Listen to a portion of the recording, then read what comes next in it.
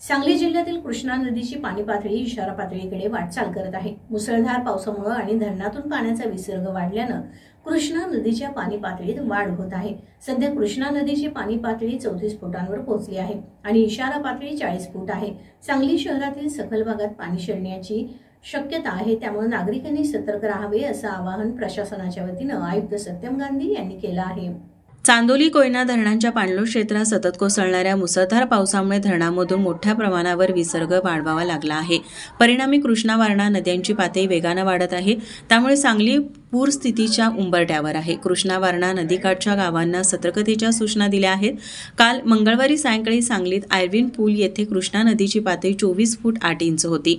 आज बुधवार 20 रोजी दुपारनंतर ही पातळी अंदाजे 40 फुटापर्यंत जाण्याची शक्यता आहे। सांगली शहर व जिल्ह्यात 2 दिवस संततधार पाऊस सुरू आहे।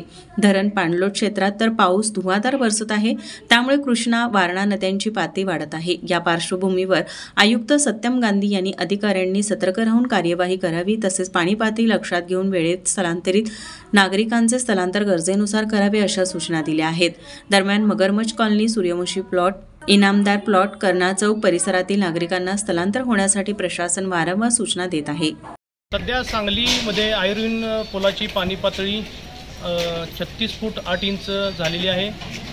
सूर्यवंशी प्लॉट, इनामदार प्लॉट, कर्णा रोडवरील आरवाडे कॉलनी तसेच कर्णा रोडवरील असे मिळून 91 कुटुंब स्थलांतरित करण्यात आलेले आहेत। माननीय आयुक्त तथा प्रशासक महोदय यांनी मगरमच्छ colony, Suryavanshi plot, Irwin bridge तसेच सांगलीवाडी या भागामध्ये फिरती करून सर्व सूचना दिलेल्या आहेत। या पद्धतीने महानगरपालिकेच्या अग्निशमन विभागाच्या वतीने नागरी भागामध्ये करून नागरिकांना स्थलांतरित सूचना देण्यात येत आहेत। नागरिकही त्याला प्रतिसाद देत आहेत।